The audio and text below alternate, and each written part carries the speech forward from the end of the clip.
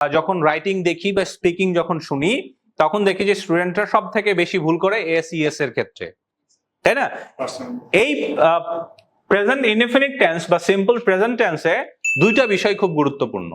এক হচ্ছে S ES is লেখার সময় কখন কোনটা হবে এইটা খেয়াল রাখা, এবং বলার সময় আমাদের যেটা খেয়াল রাখতে হবে সাউন্ড দুইটার প্রতি, একটা হচ্ছে সাউন্ড আরেকটা হচ্ছে সাউন্ড। তাহলে লেখার জন্য কোনটা গুরুত্বপূর্ণ? এস ইএস আইএস যুক্ত করা, আর কথা বলার সময় এই স এবং জ সাউন্ডটা গুরুত্বপূর্ণ, এবং এটা ভালোভাবে বুঝে নেওয়া যে কখন কোন সাউন্ডটা অ্যাপ্লাই করে কথা বলতে হবে। ঠিক আছে, তো আমরা শুরুতে এস ইএস আইএস এর বিষয়টা খুব গুরুত্ব সহকারে বুঝবো। আচ্ছা, আমরা জানি যে হি শি ইট এগুলোকে কি জানি গ্রামারের ভাষায় বলা হয় third person singular number. Third person সহজ কথা হচ্ছে সিঙ্গুলার হচ্ছে আই এবং ইউ। আই মানে আমি, ইউ মানে তুমি। এই আই এবং ইউ ছাড়া দুনিয়াতে যত সিঙ্গেল আছে এই সমস্ত সিঙ্গেলের জন্য এখন যে কথাগুলো বলতে যাচ্ছি এটা অ্যাপ্লিকেবল। কথা বোঝা গেছে? সেটা হি হইতে পারে, শি হইতে পারে, ইট হইতে পারে, হাবি জাবি, হ্যান ত্যান, যা ইচ্ছা, হোয়াট এভার। শুধু খেয়াল রাখতে হবে কার ক্ষেত্রে? আই এবং ইউ। আই এবং ইউ ছাড়া দুনিয়াতে যত এক আছে সিঙ্গেল সাবজেক্ট হবে সেই সবগুলো সিঙ্গেল সাবজেক্টের সাথে কি করতে হবে? এস ইএস বা আইএস যুক্ত করতে হবে তার ভার্বের সাথে। সুতরাং আমরা যেটা বুঝলাম সেটা হচ্ছে যে আই এবং ইউ ছাড়া অন্য যে কোনো সিঙ্গেল সাবজেক্টের সাথে যদি ভার্ব আসে তাহলে ওই ভার্বের সাথে কি করতে হবে? এস ইএস বা আইএস যুক্ত করতে হবে। এখন কথা হচ্ছে কখন কোনটা যুক্ত করব, তাই না? আচ্ছা, এইটার জন্য আমরা যেটা খেয়াল রাখবো সেটা হচ্ছে যদি কোনো ভার্বের শেষে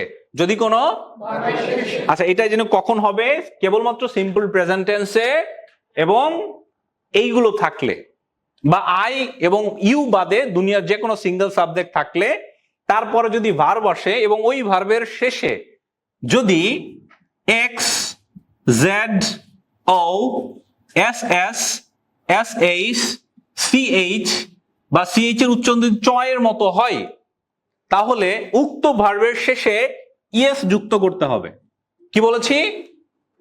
ইএস যুক্ত করতে হবে। মনে রাখতে হবে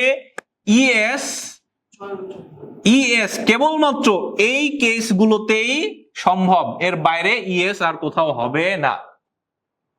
ক্লিয়ার? তাহলে repeat after me. X, Z, O, S S, S H, CH. CH এর উচ্চারণ যদি চয়ের মতো হয় ওই সমস্ত ভার্বের সাথে ইএস যুক্ত করব। যেমন খেয়াল করেন গো। এখন বলেন হি গো হবে না, এখানে হচ্ছে গোজ।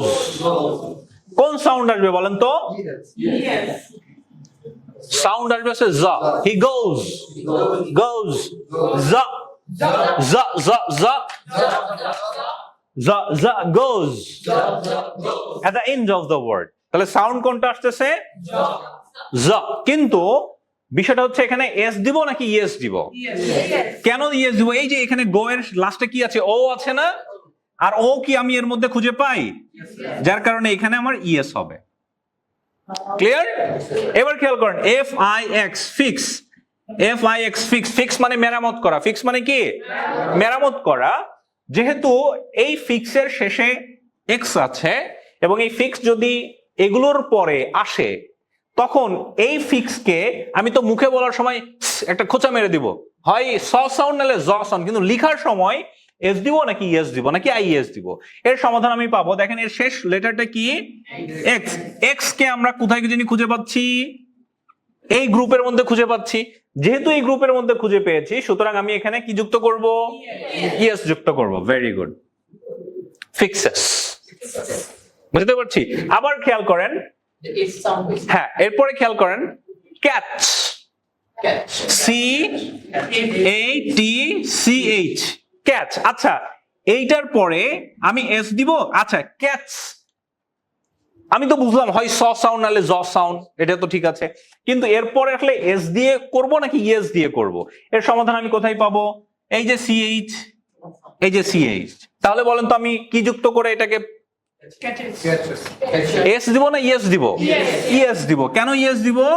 কারণ এই গ্রুপের মধ্যে সিএইচটা আছে। ক্লিয়ার? এরকম ভাবে এই লেটার গুলোর যে কোনো একটা যদি আমরা কোনো ভার্বের শেষে পাই এবং ওই ভার্বটা যদি এগুলোর পরে আসে, তাহলে অবশ্যই তার সাথে আমরা ইএস যুক্ত করব। অন্যথায় যে কোনো ভার্ব, অন্যথায় অন্যগুলোর সাথে আমরা কি যুক্ত করব? এস যুক্ত করব। যেমন ধরেন যে swim, S double U I M, swim. সুইমের লাস্টে কি আছে? এম আছে। এম কি এই গ্রুপের মধ্যে আছে? তাহলে আমি কি যুক্ত করব? এস যুক্ত করব। না, আইএস না, এস। আইএস এর ফাংশন পরে। তাহলে আমি ইএস কেবলমাত্র একদম সামারি, তাহলে কি সামারি হচ্ছে কেবলমাত্র কোন ভার্বের শেষে এই কয়টা জিনিস থাকলেই ইএস, আদারওয়াইজ এস।